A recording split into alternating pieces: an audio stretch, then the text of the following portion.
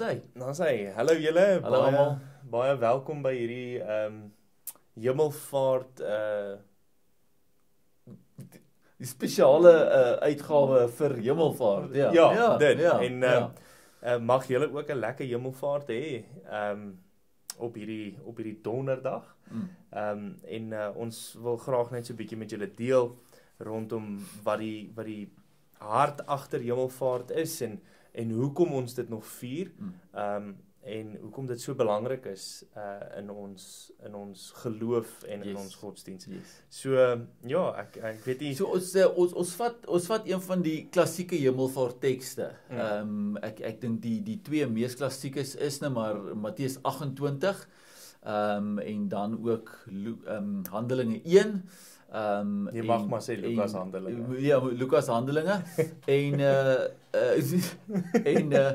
as mens nou wil, kan mens sekerlik Openbaring is dit 4 ook ingooi om iets te sê oor 'n ander perspektief. Maar hoe dit ook al sê, hierdie is ons gesels 'n bietjie oor Handelinge 1, een van die klassieke Handelinge tekste. Dis eintlik 'n ongelooflike teks as jy regtig begin kyk wat hier aangaan en wat hier gebeur het.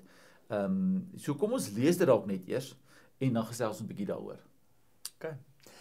Ek gaan hom lees van vers 6 af tot so aan die einde van 8.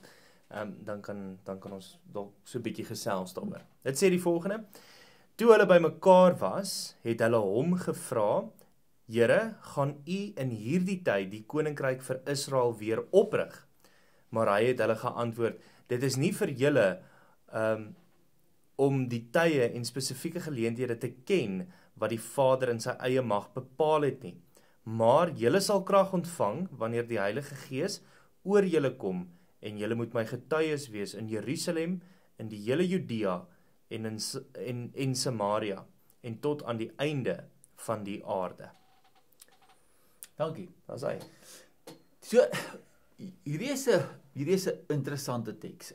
Ek sê interessant, ons het nou gelees uit die 2020 vertaling. En die 2020 vertaling oor die algemeen dink ek is 'n baie goeie vertaling. Dis tog interessant dat as ons baie keer na die teks kyk, dat ons tog sien hoe bepaalde, ek dink, dogmatiese invloede ook 'n rol speel in die vertaal van tekste. Want as ons regtig net gaan kyk na die Grieks, na dit wat hier geskryf staan, dan sien ons eintlik so bietjie iets anders. Absoluut. Pieter, wil jy nie vir ons net wegspring en dalk ietsie daarvan net verwoord nie, in terme van die spesifieke woorde wat gebruik word, en ek sal inspring, soos wat ons daaroor praat. Absoluut. En ek wil dit net ook eers verdedig om te sê, vir die mense wat vertalings wel doen, daar is 'n groot stuk waardering vir die werk wat daarbey ingaan. Dis altyd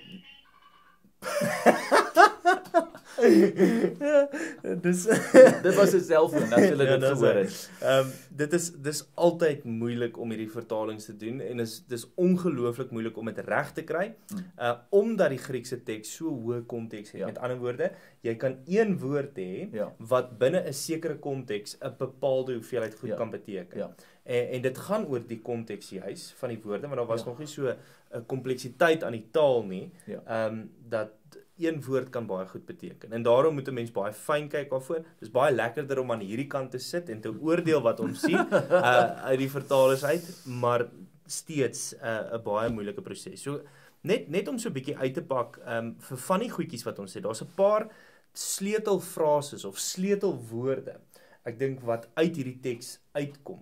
Die eerste enetjie wat ons opduik in vers 8 is waar dit sê: Maar julle sal krag ontvang wanneer die Heilige Gees oor julle kom.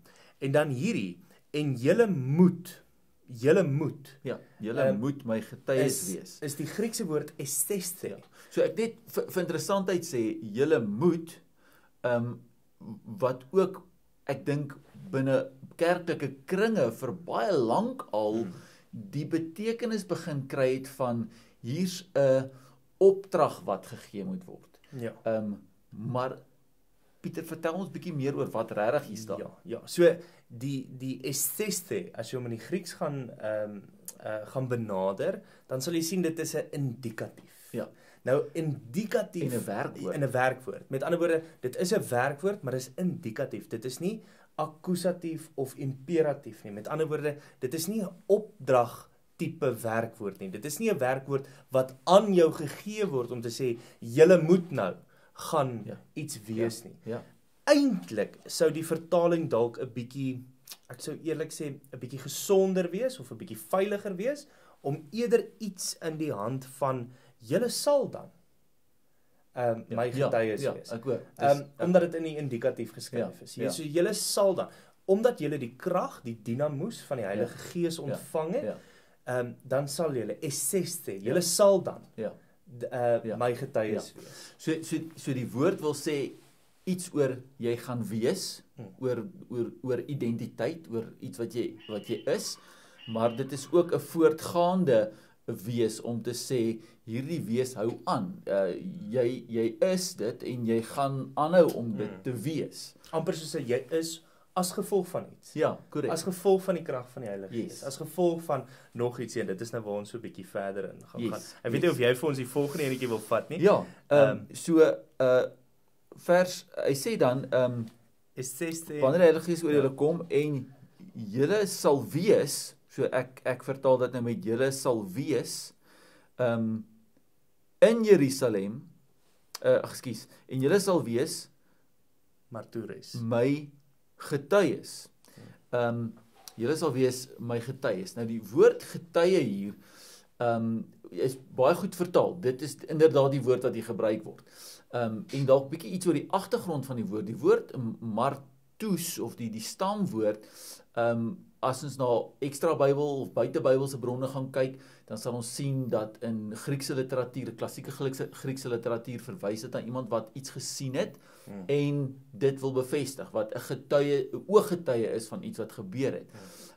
In Romeinse literatuur sien ons word dit dan veral 'n juridiese term, iets wat in die howe gebruik was. So daar's 'n saak en ek roep vir Pieter op en ek sê, hoorie, wil jy nie die getuie kon wees van dit wat gebeur het nie, om 'n waarheid, iets wat gebeur het, te bevestig. Wat baie interessant is as ons onthou kontekstueel dat Jesus hier praat met Jode, en ons gaan kyk dan na die Septuagintse gebruik van martures, dan sal ons sien, dit gaan terug na die Hebreëse woord ed toe, wat nie net die betekenis van ooggetuienis het nie, maar wat ook dikwels in die Septuagint gebruik word om te praat oor, om 'n getuie te wees, om die waarheid met ander woorde te bevestig van die verhouding tussen God en mens, van die verbond, baie spesifiek gekoppel, 'n woord wat gekoppel word aan die verbond, om 'n getuie te wees oor die verbond tussen God en mense. En dit gee skielik aan hierdie teks 'n bepaalde dinamiek wat nie skielik hier begin nie, maar wat gekoppel is aan die godsdiens van Israel, waaruit hierdie disippels wat dit hoor, verbind is. Ja, absoluut. Ek dink daar's soveel, die oomblik wat jy in Handelinge 1 hierdie woord martures raakloop, word jy ook so 'n bietjie gekonfronteer deur die literêre tradisie van die antieke wêreld. En veral toe dokumente soos Lukas en Handelinge geskryf is. Hierso is ietsie besig om af te speel. Wat is besig om af te speel? Jesus is besig om 'n finale gesprek te hê met sy volgelinge, met mense wat in die nuwe ingesluit is. En ek dink dit is hoekom daar ook hierso getuies gebruik word deur Jesus, om te sê, julle sal nou my nuwe getuies wees van die verbond. Van hierdie verbond, maar daarmee saam is daar ook 'n literêre tradisie gewees wat iemand soos 'n Lukas baie attent op was wanneer hy 'n dokument geskryf het, soos die Lukas evangelie wat eintlik met die Handelinge gekoppel is. Jy sal sien in Lukas 2 praat hy nogal baie spesifiek oor hoekom hy hierdie evangelie skryf en aan wie hy hierdie evangelie skryf, sodat die heidene nasies ook en die mense van die wêreld ook 'n belewenis kan hê van wie is hierdie. En in daai teks sal jy sien hy gebruik baie spesifiek dat hierdie word geskryf vanuit die getuies. Ja. Né? Ja. Met ander woorde, dit was tradisie gewees en daar's baie buite Bybelse bronne van mense van daai tyd wat amper half hoe kan ek sê 'n voorgestelde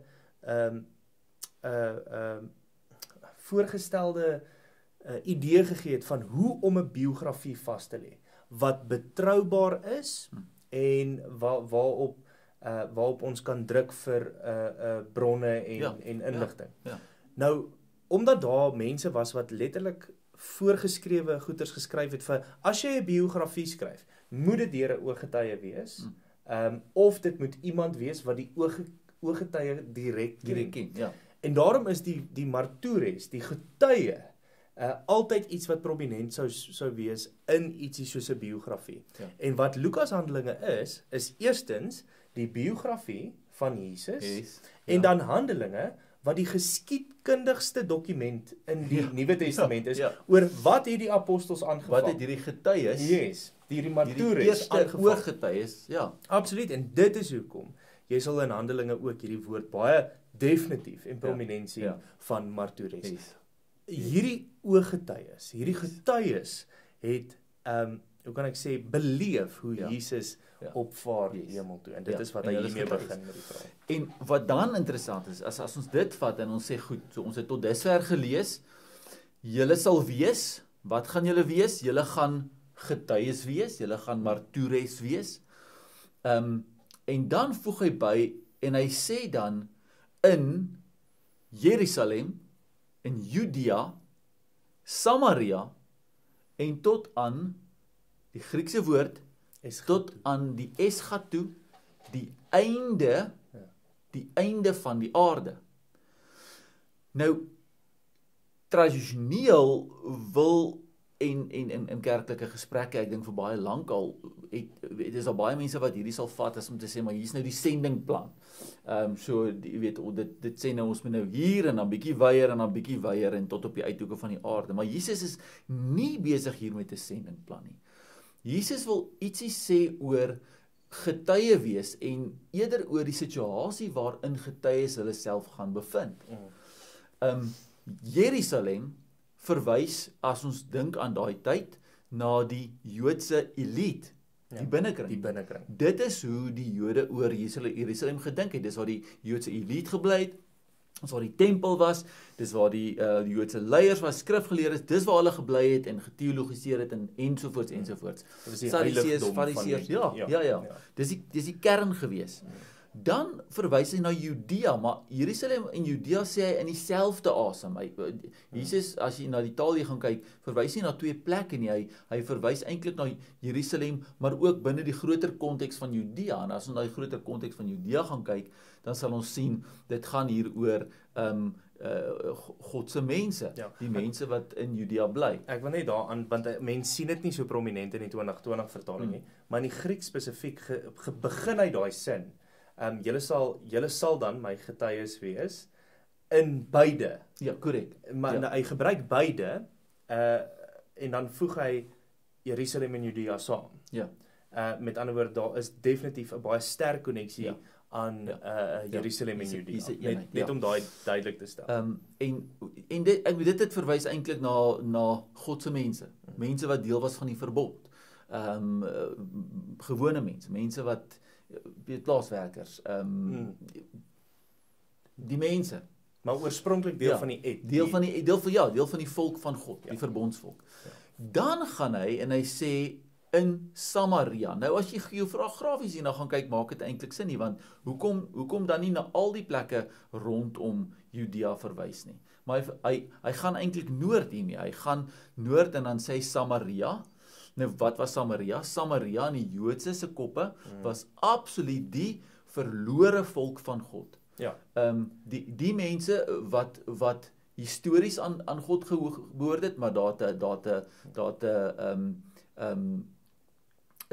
'n hele eintlike ander lyn ontstaan wat in hierdie tyd bekend was as die vyande van die Jode. Dit was die hoofstad en en die hoofgebied van die Noordryk, die Israel, en dan jy Judea, die Suidryk gehad waar Jerusalem was. So jy het, en daar was 'n baie groot divisie, veral rondom die ballingskappe, en daar was eintlik maar 'n interne konflik. Dis hoekom die Johannes 4 verhaal van Jesus met die Samaritaanse vrou by die put, is 'n baie kontroversiële ding. Correct. Die hele gedagte van die Samaritaanse man wat gehelp word. Yes. Die barmhartige Samaritaan, die Samaritaan wat die ou help. Is vreemd in hierdie kontekste, want dit is ouens met wie hulle nie geassosieer het nie. Hulle het hulle as onrein beskou, hulle het hulle as vyande van die volk beskou. Samaria verteenwoordig in wat Jesus besig hiermee is, daardie groepering. Dan die eindes van die wêreld, maar as 'n mens so daarna wil kyk, kan jy sien maar dit beweeg noord, eindes van die aarde na die noorde. En mense sou dit eintlik baie kon trek, in 'n sfeer, maar as ons noord sou kyk, wat was daar? Die barbare, die barbaroi, die Germaanse volke, die wat amper onoorwonne volke, die ouens wat die Romeine nie kon oorwin nie. En absoluut was dit die sentrum van heidene, van die pagan wêreld. Dit was 'n donker plek, dit was 'n koue plek, dit was 'n onbekende. So wat het ons? Ons het drie groeperinge. Ons het God se mense, ons het God se verlore mense, en ons het selfs die wat beskou was as totaal en al heidene en verwyder van God. En die gedagte hier is, julle sal wees, wat gaan julle wees? My getuies, en julle gaan dit wees tussen my mense, julle gaan my getuies wees tussen my verlore mense, en julle gaan my getuies wees tussen selfs die mense wat my glad nie ken nie, tussen mense van ander godsdienste. Ek sou dit anders kon fraseer om te sê, daar waar julle gaan wees, gaan julle my getuies wees, waar dit ook al is. Die wees hier het vir my baie nou koneksie met die gedagte wat Jesus deel op 'n stadium met die disippels en sê, julle is die lig vir die wêreld. Julle is my getuies. Daar waar jy is jy my getuie. Ek stem absoluut saam daarmee. Daar's 'n mispersepsie wat ons partykeer vorm oor wat teks vir ons sê en wat teks vir ons beteken, as gevolg van die manier hoe ons na die Bybel kyk en hoe ons die Bybel lees. En ek weet, ek en jy is ook baie lief daarvoor om regtig partykeer 'n bietjie te sit en onsself uit te daag, maar is dit wat die teks regtig sê? Wat ons geneigtheid is, en selfs ons moet partykeer daarvoor waak, is om die teks te lees asof dit 'n individualistiese instruksieboek is. En dit is nie. Die Bybel is absoluut vir ons geskryf, maar nie vir ons eintlik nie. Dit was vir mense geskryf in daai tyd wat na hierdie tekste sou kyk en sê, met ander woorde, wat hier in Handelinge nou verder afspeel, kom van mense wat getuies was, wat martures was van Jesus se opvaarding hemel toe. Hierdie teks gaan baie meer oor die toestand van mense daar waar hulle is en hoe hulle optree.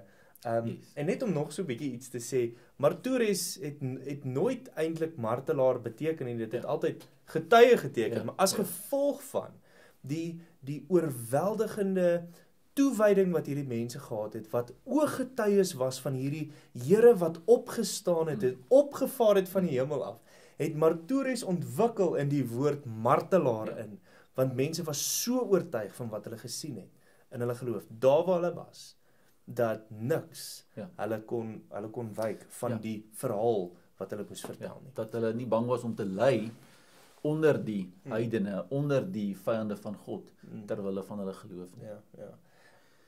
So die takeaway vir my hiervan is min of meer die volgende. Hierdie teks is nie as sulks 'n teks wat afgesonder is hier ergens in die Bybel, wat net bedoel is vir hierdie is net vir sendelinge wat nou gestuur word om te gaan daar na die verte. Hierdie teks is vir jou. Dis vir my. Dis vir elkeen van ons. Omdat elkeen van ons, en as 'n geloofsfamilie, as 'n gemeente, is ons weekliks, daagliks, elke Sondag getuies van die verbond wat God kom sluit het met sy mense. Ons is getuies daarvan. En hierdie teks is soos wat ek dit lees, 'n aanmoediging om in hierdie wêreld, waar jy ook al is, of jy tussen God se mense is, of jy tussen mense is wat op 'n manier verlore geraak het, of jy tussen mense is wat God glad nie ken nie, waar jy ook al is, daar is jy God se getuie. Is jy lig vir die wêreld. En ek wil nie wegvat van die werk wat sendelinge doen nie, wat ek dink 'n ongelooflike taak is nie. Natuurlik stuur God individue, as ek kyk na Paulus, as ons dink aan die verhaal van Jona, as ons dink aan die profete, waar God mense spesifiek stuur met 'n spesifieke opdrag, en dit is van kardinale belang, en ons moet bid natuurlik vir hierdie mense.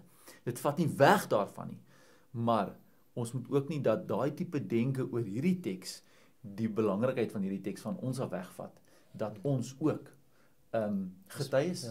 Ons het 'n definitiewe taak, en ons het 'n definitiewe rol om te speel in die verspreiding en die vestiging van die koninkryk in ons daaglikse spasies.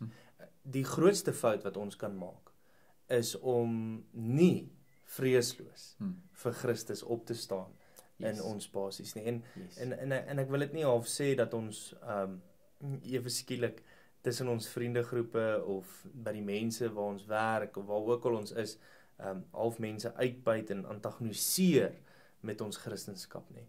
Maar dat ons regtig sal onsself uitleef soos Christus dit voorgestel het aan die martores wat dit gesien het. En daardeur word elkeen van ons saam met hom ingenooi in hierdie spasie. Familie en vriende, ek hoop dat Hemelvaart nie net vir jou 'n dag is wat jy vier omdat daar sekere mense is wat geroep is deur die Here om baie ver te gaan en die evangelie te gaan versprei nie. Partykeer is die ver hier om ons.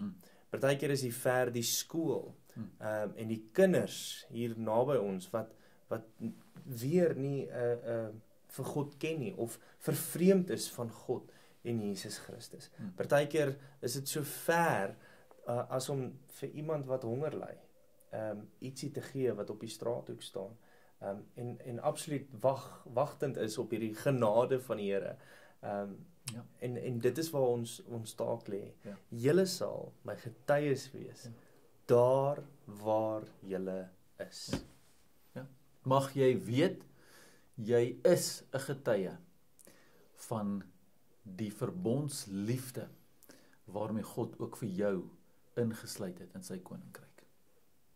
Familie, vrede en liefde vir elkeen van julle op hierdie Hemelvaartdag. Mag julle dit geniet en mag julle saam as gesin Jesus herdenk en die wat getuig het van hom.